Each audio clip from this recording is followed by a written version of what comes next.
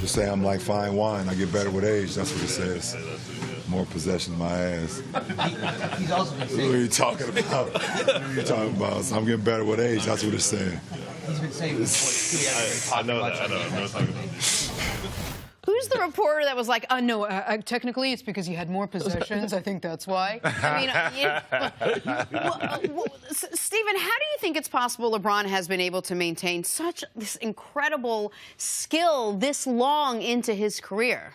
Well, it's a couple things. You have to give him his props, first of all. You know, being able to take care of your body from coming in the NBA, knowing he had so much on his shoulder, knowing that so much was expected. For him to be able to take care of himself and dedicate his life to the game like he has, you have to salute him for that. Another thing, like you said, God's definitely blessed him. You know, he has an unbelievable body, unbelievable skill set, you know, and that's definitely special. But the fact that he's in the game at the right time, too. What does that mean? He's in the game. The era. The game is not as physical as it used to be. Yeah, the game is soft. The game is totally different now. He's not getting slammed down every drive. You know, it's not physical, so he's not enduring the pain that Jordan, Dominique Wilkins, and those guys were taking going to try to attack the rim. He's not. But like I say, but it's his time. You know, and I just give him his props. He was born to be LeBron James. He was born to be the K-A-N-G, the Kang, and that's just what it is. And like I said, fine wine, he's getting better with time. Here's the remarkable thing: LeBron James, like LeBron year 3, came in second in the MVP balloting, but I don't think people yet really considered he was the best player in the world. Either at that time people still thought it was Duncan, maybe some people thought it was Nash. Shaq was at the end, maybe Kobe at that moment. Starting with the 48 special in Detroit in 07. The playoffs in 07 is when LeBron James announced himself as, I'm the best player in the world right now. Right. And that was 11 years ago. He hasn't handed the figurative crown back since then. And you mentioned God's blessed him, so no doubt about it. 6'8", he talked about when he was coming out of high school with an NBA body, they didn't even lift much weights. Right. Something now, he obviously does lift weights now, but in high school he hadn't. But the level of attention to detail and the amount of money and time he spends on maintaining his body, because what we have seen with great players, we have seen great players have extended primes, and what happens? They suffer one injury, and even if they are able to recover from that injury, they're not able to recover from the time off due to the injury. Right. The 6 months of not being able to stay in your routine, and then injury begets injury.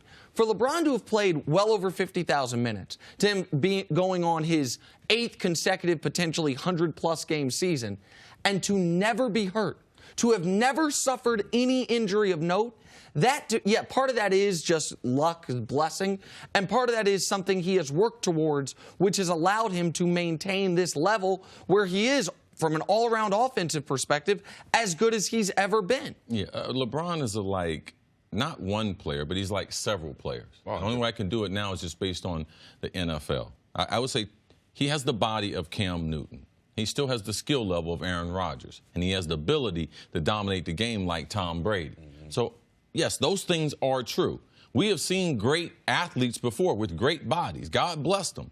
But did they have the tenacity to be able to grind it out every day? One of my favorite things about LeBron is to watch some of the videos that he does before the game, the amount of work that he takes putting into his body. Now, he's not a guy, because we've seen this in sports, guys who are just good looking. They look like they've been lifting weights. They're playing a sport, but it doesn't transfer over to greatness. So LeBron has embraced lifting weights. Most basketball players, I was raised in a basketball family. Right. Most basketball players do not believe in lifting any type of weights. It's going to throw off their shot. Not only did God give him the best body, but he also gave him the tenacity to realize, man, I need to take care of this. LeBron has addressed every weakness he had in his game since he's come into the NBA. He has gone outside of his circle of friends to get resources, to learn more about the game. And he's benefited from the new style that they have in the NBA, where you can't foul a guy. And it's not me complaining. It's no different than being in the NFL.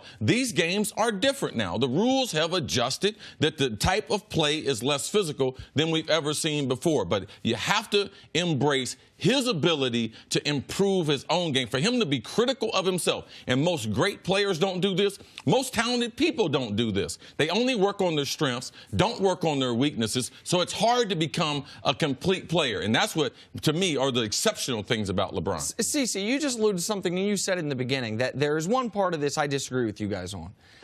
I think LeBron's been hurt by this era. I think what's the weakest part of LeBron's game? He's improved lately. The weakest part of his game is three-point shooting. We've never The weakest part of his game is free throw shooting. Okay, sure. It's 75% for his career. You'd like it to be 80%. But that's the weakest part of his game, though. Okay, sure. That's fine. But as far as the part of his game where the game has changed the most, I guess, is three-point shooting, right? That is not one of his absolute strengths, and it's never been more important. You add to that the idea that LeBron, who I think we agree is one of, if not the most physically gifted basketball players we've ever seen. The best all-around player of all time. No, but I'm just purely from a physicality standpoint, though. A more physical era would have suited him.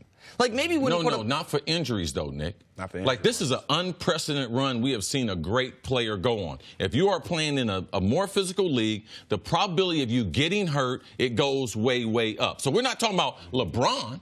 We're not talking about him. Like, he's talking about in general the health of the player. Yeah, the game, and it benefits him even more that he is that physical, playing in an era that's probably the least physical that we've ever seen. Right. So what he's been blessed with, he's taken advantage of playing in this era where it's very soft. We didn't say LeBron is such a great talent, and this is what you see. Take the last 50 years in any sport. You pick a guy that can play in any one of those years. That's what speaks to his greatness. Right. And LeBron could do that. He could be Oscar Robertson. He could be Magic Johnson. He could be Kobe Jordan. He's done all those things wrapped up in the greatest body we've ever seen. And while he knows how good he is, not one day does he ever take off. We all have seen athletes who are able to just rest on the laurels of their talents, like a guy like Allen Iverson, who was so talented and could have been so much more talented had he practiced. There was this amazing Tiger Woods commercial, a Nike commercial that came out a couple years ago. The camera pans down. It's pouring rain outside. There's a really comfortable couch. There's cartoons on. And then you keep panning, and he's outside in the rain practicing over and over. That's the same feeling you get with LeBron James, that every day there's another part of his game that he keeps wanting to work at, and his skills haven't let out since. How much better can you get? You know, like, he's the best player in the world, and he still wants to get better. He still has that hunger for the game. He still works out harder than anybody. And like you say, basketball players don't lift weights. I know. I didn't start lifting weights till after my career, and I fell in love with it. But LeBron, the way he works, it shows why he's so dominant, why he's been great for so long. You have to give him his props for that. What do you just alluded to it just quickly here. What do you think it is, in your opinion, a guy that's played against him for a long time, that keeps his hunger level where it is at year 15? Well, Kawhi has the same thing. They want to be great. You know, I came into the NBA, I knew I had to find my way and my niche. I didn't come in the NBA trying to be Kobe, AI, or LeBron. That wasn't for me. I had to find my lane. My lane was come in, be a tough-nosed defender, play hard, and just be great at everything in the game. I did everything. So that was my lane, a great role player. You know, a protector for the stars on the team. That was my role, and I was a star in my role. You have to have guys like that. LeBron wants to be great. Kawhi wants to be great, and that's why they approach the game. And I believe that the greatest athlete God puts with that talent, the desire to separate yourself. LeBron has that. MJ had that. And that right there makes them one of the all-time greats ever. Stephen, can we get him to the gym to start lifting some weights? I'm good. It's the one thing we have. Thank you so much for being with us. Thanks for watching. Subscribe here to get the latest from the show. Also, be sure to check out more of the best clips from First Things First, or go watch a few segments from our other shows on FS1.